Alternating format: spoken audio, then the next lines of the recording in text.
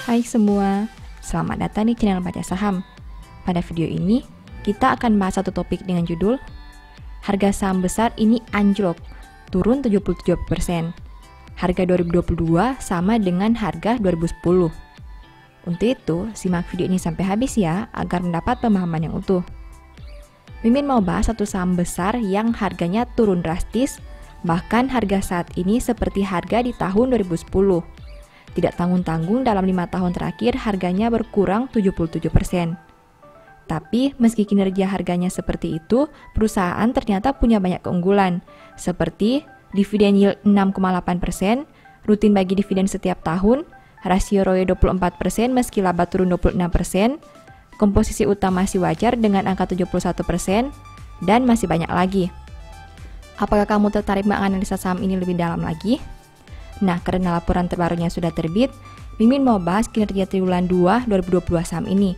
Tentu saja akan ada kesimpulan di akhir video dari aspek yang dibahas. Untuk itu, nonton sampai selesai ya. Seperti biasa, pembahasan ini bersifat edukasi dan bukan rekomendasi. Kamu bisa saja rugi jika beli saham ini. Untuk itu, selalu berhati-hati sebelum membeli saham. Disclaimer on ya. Pertama, aset. HMSP punya aset 42,49 triliun di tahun 2022. Sedangkan di tahun 2021 asetnya berjumlah 53,09 triliun. Artinya aset HMSP turun 19,97% dalam 1 tahun. Sekarang mari kita bahas lebih detail. Dari total aset 42,49 triliun, perusahaan punya persediaan 15,81 triliun. Artinya 37,21% aset HMSP berada dalam bentuk ini. Jika dibanding tahun sebelumnya, pos ini turun 11,08%. Selain persediaan, ada juga kas dan setara kas. Dari total aset 42,49 triliun, perusahaan punya kas dan setara kas di 9,61 triliun. Artinya komponen ini punya porsi kedua terbesar di dalam aset HMSP. Jika dibanding tahun sebelumnya, pos ini turun 46,13%. Kedua, liabilitas. HMSP punya liabilitas 17,66 triliun sampai triwulan 2 2022. Sedangkan di tahun 2021 liabilitasnya berjumlah 23,89 triliun. Artinya hutang HMSP turun 26,08% dalam 1 tahun.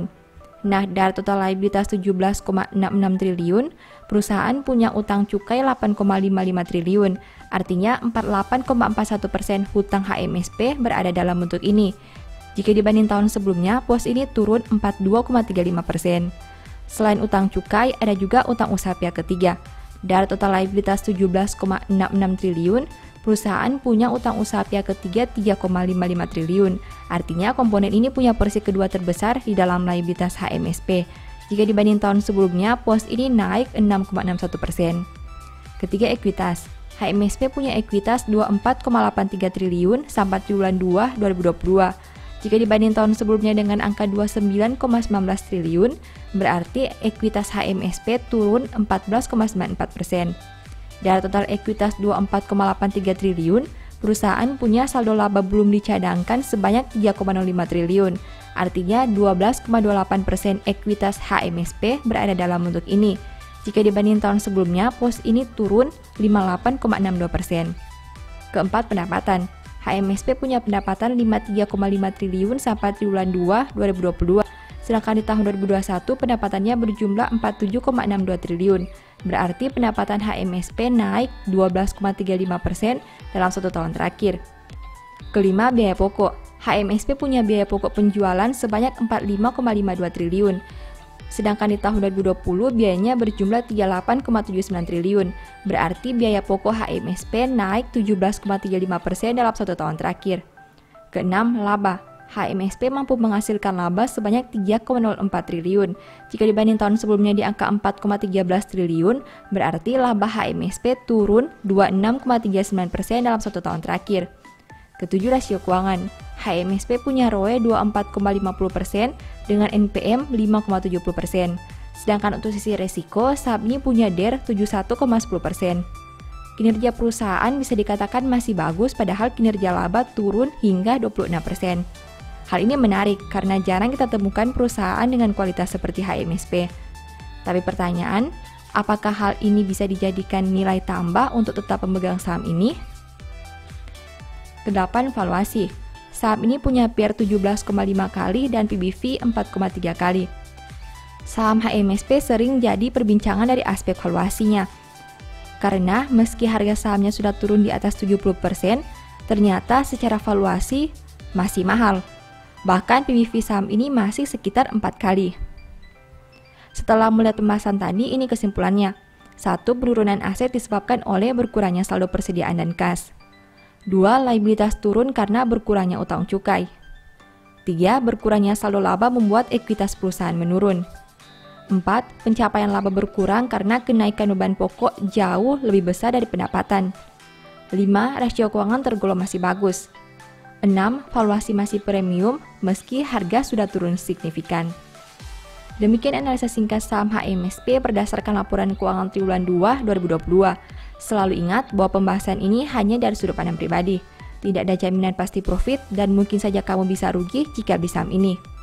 Sebagai informasi, di tahun 2022, Mimin menulis ebook baru dengan judul Cara Cepat Analisa Laporan Keuangan.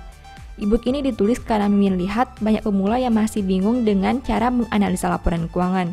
Kalaupun bisa analisa, biasanya menghabiskan banyak waktu karena harus membaca laporan keuangan yang sangat tebal.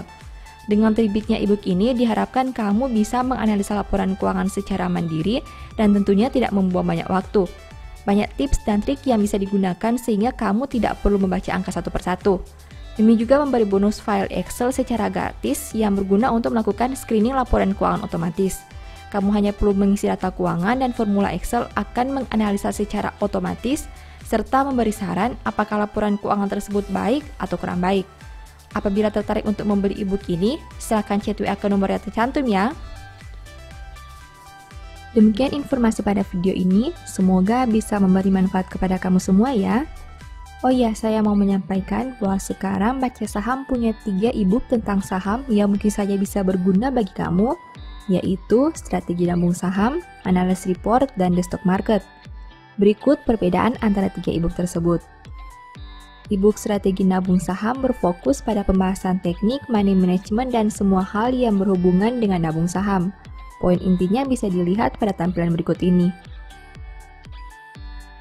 Ebook Analysis Report berfokus pada hasil analisa fundamental 12 saham pilihan berdasarkan laporan keuangan terbaru. Poin intinya bisa dilihat pada tampilan berikut ini.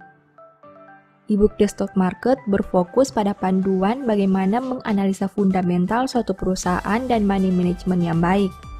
Poin intinya bisa dilihat pada tampilan berikut ini.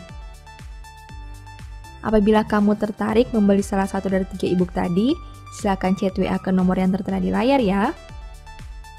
Ingat, hati-hati terhadap semua jenis penipuan yang mengatasnamakan baca saham.